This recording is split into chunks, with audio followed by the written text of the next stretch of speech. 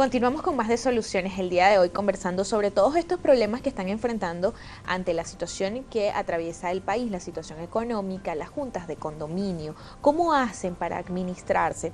Conversábamos en el bloque anterior sobre el pago, ese recibo, las cuotas o una cuota especial debe ir, según lo que nos comentaba, por trabajos ya realizados. Es decir, se arregló un ascensor, se cobra en el recibo del próximo mes. Exacto. Pero ¿qué pasa si ese ascensor se dañó y necesitan repararlo, o una de las bombas del tanque de agua se acaba de dañar y para no quedarse todo el edificio sin agua hay que arreglarlo de emergencia? Y el fondo o ese ahorro que tiene la Junta de Condominio, a ver, vamos a estar claros, a lo mejor nosotros ahorita ahorramos, pero lo que tenemos ahorrado mañana nos alcanza para nada, para pagar un taxi. Así es. Y muchas veces ni siquiera eso, hay que tomar un mototaxi porque ni siquiera para poder pagar un taxi nos alcanza. ¿Cómo hacen en este momento o cómo se las están ingeniando las juntas de condominio para resolver?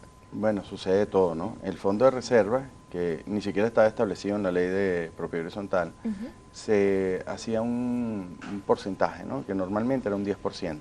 Por supuesto insuficiente, porque pasado 2 meses con el tema de la hiperinflación, Así es. bueno, ese fondo no llega para absolutamente nada. Si tenías previsto comprar 10 bombillos, después compras un cable o una velita, pues con solamente ese, el pasaje la para ir vela. a comprar. ¿Qué sucede? Efectivamente, la ley prevé que hay cosas que son emergencias. O sea, el sistema hidroneumático del edificio, un ascensor son emergencias. Pero ¿qué sucede? Ni la administradora, ni la junta de condominio, ni algún propietario está dispuesto a poner el dinero para después recuperarlo, que lo puede hacer, porque cuando lo recupere 1 mes o 2 meses después, ya el dinero no tiene el mismo poder de compra. Así es. Entonces, lo que ha venido sucediendo es que empiezan a canibalizar, o sea, sacan de un ascensor los repuestos que no funcionaban, dejan uno solo operativo, ¿ok? Igual pasa con las bombas de los hidroneumáticos, igual va pasando con las cosas que se van deteriorando. Bueno, el condominio trata de priorizar algunas cosas, pero deja de lado otras. Por ejemplo, pintura, Seguridad. seguridad. Sí. Va abandonando algunas de las áreas que de repente son de mucha importancia para los vecinos, y eso va generando también un descontento, porque el vecino que paga, que cumple bien, entonces dice, bueno, ¿qué sucede? Si yo estoy pagando y no tengo seguridad, no tengo esto, entonces dejo de pagar. Se ha dado esa situación. ¿Ok? Entonces, ¿qué recomendamos o qué es lo recomendable en estos casos? Primero, tener una planificación. Todo es mantenimiento. Es preferible tener una compañía que vaya haciendo mantenimientos progresivos al sistema hidroneumático, a los ascensores, y no encontrarte con un gasto sorpresa que de repente es muy fuerte económicamente, y mientras que tú recaudas el dinero no vas a poder hacerlo. Encontrarte con esa figura. Lo otro, tratar de cambiar un poco la normativa. En otros países, para hablarte un poquito de derecho comparado, los condominios son figuras jurídicas, al igual que acá, y pueden solicitar créditos bancarios. Entonces, un condominio pudiera endeudarse, pedir un crédito para afrontar el cambio de fachada, la reparación de un ascensor, reparaciones mayores, y pagar progresivamente al banco con sus intereses y hacerlo. Hoy por hoy en Venezuela no es posible. La ley de propiedad horizontal pasó a ser, más que una ayuda, un inconveniente. ¿Por qué? Por lo retrasada que está en legislación, en la falta de actualización de la misma. ¿Okay? Es necesario que se hagan algunos cambios, pero bueno, los condominios resuelven, ojo, también pasa, y nos hemos encontrado casos de vecinos que hacen el aporte, porque imagínate tú la necesidad, porque la necesidad varía de acuerdo a cada vecino. Entonces imagínate tú tienes una persona de tercera edad en un piso 2 con silla de ruedas, necesita el ascensor.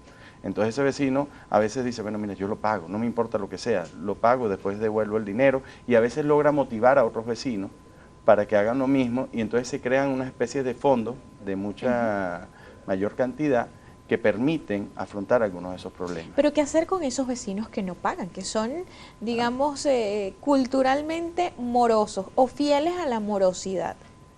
Bueno, fíjate, yo digo que la morosidad viene dada por 4 vertientes actualmente importantes, ¿no?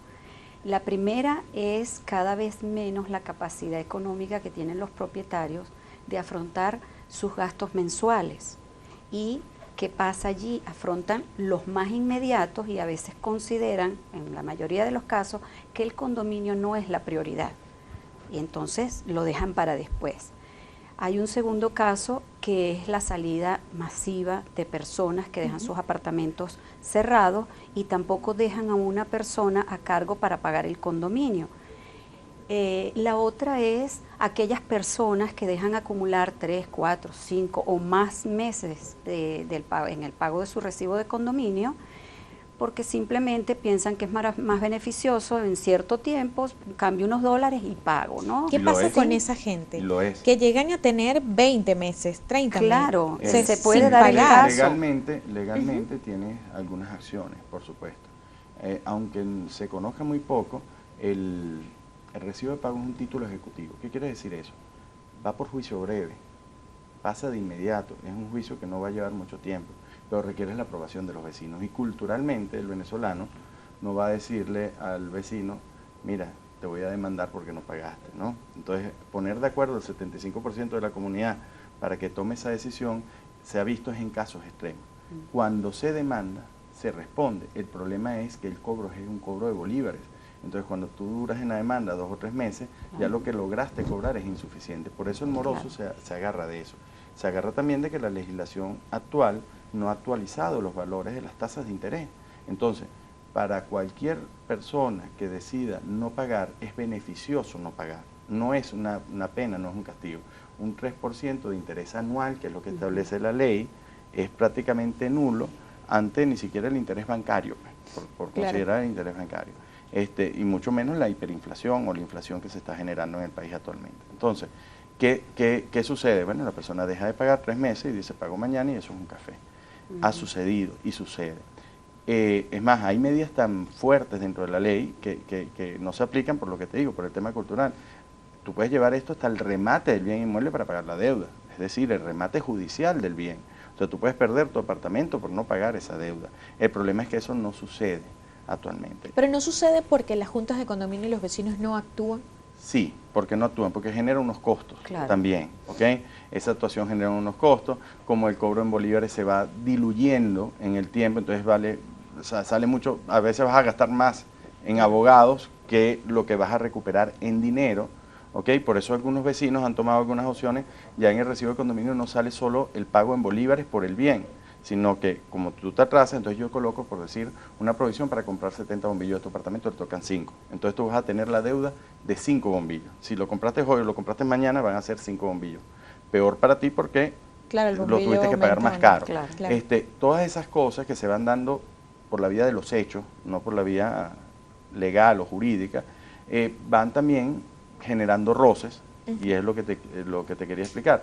Lo interesante es ver el origen. También viendo la parte cultural, una de las maneras de cobrar en Venezuela es lo que llaman, y a veces dicen, no, que me está sometiendo a un escarnio público. No. De publicar esa lista. Sí, la lista de morosos. El criterio personal es que tú no estás sometiendo a un escarnio público. Eso es una comunidad privada y tú tienes derecho a estar informado de quién paga y quién no paga. ¿Ok? Entonces, claro, no de manera ofensiva, tú no puedes colocar en el listado el moroso que no quiso pagar y que del piso tal. Eso no puede suceder. Pero lo que sí puede suceder es que tú haces un patrón informativo con todos los apartamentos indicando el índice de morosidad. Eso funciona muy bien. El venezolano a nivel cultural tiene mucha vergüenza. Entonces te van a visitar a ti en tu casa y ves la cartelera, no, eso funciona. ¿Okay? A nadie le gusta. Lo otro es la comunicación, como te dije. No podemos meter todos los casos en lo mismo. Hay situaciones como esta inflación desbordada que estamos viviendo, también genera problemas económicos en la familia. Es posible que el sostén de hogar haya perdido el trabajo, es posible que haya tenido que hacer unos pagos, es posible que se haya enfermado y hay que analizar cada uno de los casos. Por eso la labor de los administradores y de la Junta de Condominio no solo es la recaudación, sino saber también cómo va. Conocer la situación. Para tener una comunidad sana. Pero entonces no es ilegal. Y no por eso un vecino puede a lo mejor denunciar o demandar a una junta de condominio o los vecinos porque colocaron que debe en la entrada del edificio, no sé, 3 años, 2 años de condominio. O sea, eso es legal que se haga. Claro, eso es informativo. Ojo, lo que no es legal es que yo agarre y forre tu puerta, que se ha visto... No, en el listado con todos los que deben. Claro, no es ilegal, digamos, pero sí repercute directamente en la persona que se ve afectada, que lamentablemente no ve más allá de lo que realmente está haciendo. Si tú te ves en una lista de moroso y estás moroso, realmente moroso, oye, sé consciente y paga. Esa es la falta de conciencia que tienen muchas personas que a sabiendas que están incumpliendo con el pago del recibo de condominio, están ayudando a la falta de mayor liquidez del conjunto residencial y también sabe que el que paga a tiempo lo está financiando. Entonces, todos esos gastos, como usted decía hace poco, esos gastos que están en el recibo de condominio, que son causados, que es el deber ser, ¿verdad?, lo pagan un grupo de propietarios y otros viven, digamos, o tienen o mantienen su propiedad en función del que paga. Claro, ¿qué viene sucediendo? Que es lo importante. Han subido los fondos de reserva. Si antes se establecía un 10%, lo han venido subiendo un 20%, un 30%. El fondo de reserva pasa a ser entonces un fondo de morosidad. O sea, porque no se utiliza para las cosas que claro, necesita, sino que es para cubrir la morosidad de los otros vecinos, exacto, para poder tener una dinámica en pagos, en todo lo que tiene que ver con el condominio. Entonces, ¿qué pasa? Estas personas terminan financiando a otros vecinos, ¿ok? Es muy importante que haya un mecanismo de pago, o sea, un mecanismo de cobranza claro, que se lo den las juntas de vecinos. Yo recomiendo a veces que los reglamentos de los condominios tienen que elaborarse, ¿ok? Y tienen que discutirse, porque así lo haces tuyo. Entonces, bueno, mira, ¿cuál es el reglamento? Nosotros tenemos que pagar cada 5 días. Nosotros vamos a hacer un pago adelantado de un mes, ¿ok? Como una provisión. ¿Para qué? Para que el mes siguiente podamos pagar con mucha más holgura sin necesidad de esperar que caiga todo el dinero. Esas son medidas que pueden tomar los condominios, ¿ok? Recuérdate que nosotros, el condominio o la junta de condominio, trabaja bajo la figura del mandato. ¿Qué dice el mandato? Uno tiene que actuar como un buen padre de familia. Entonces, un buen padre de familia hoy en Venezuela no espera que el dinero se le haga nada en el bolsillo, sí, no espera, sino que va y compra queso. En este caso irás a comprar bombillos, comprarás lo que puedas obtener para tratar de mantener su valor y poder darle continuidad. Es una labor muy ingrata, es una labor que es ad honorem, no tiene costo, o sea, nadie percibe dinero por formar parte de una junta de condominio, y a veces los dejan eternamente cuando resulta, entonces pasa a ser un trabajo forzoso para el presidente de condominio. Entonces es algo que tenemos que discutir como comunidades, porque recuerda que la comunidad, el condominio, pasa a ser el núcleo más elemental de lo que tenemos como sociedad. Entonces es necesario, lo que tú ves en un condominio lo ves en la calle cuando sales. Y en las juntas, en las reuniones de esas juntas de condominio de los vecinos, ni contar todo lo que ocurre. Sí. Vamos a ir a una pausa. Recuerden que pueden participar a través de nuestras cuentas en las redes sociales @solucionesgb con la etiqueta numeral Soluciones Condominios. Acompáñenos con esta etiqueta, hagan sus preguntas y más adelante les vamos a estar leyendo. A la pausa y regresamos. Horizontal. Artículo 20. Deberes legales de las administradoras de condominios. Las principales responsabilidades que asume una persona natural o jurídica cuando es designada como administrador de un inmueble a los fines de esta ley. Podemos resumir tales responsabilidades así. A. Cuidar los bienes comunes. B. Realizar los actos de administración, conservación y reparaciones menores de dichos bienes. C. Respetar la normativa del documento de condominio, su reglamento y acuerdos de los propietarios. D. Recaudar los gastos comunes y administrarlos debidamente. E. Representar los intereses de los propietarios en juicio en los asuntos referidos a la administración del inmueble. F. Realizar toda la contabilidad y aspectos financieros del inmueble. G. Llevar los libros de contabilidad, de acuerdos de propietarios y el de actas de la Junta de Condominio. Y H. Presentar anualmente su informe de cuentas y gestión.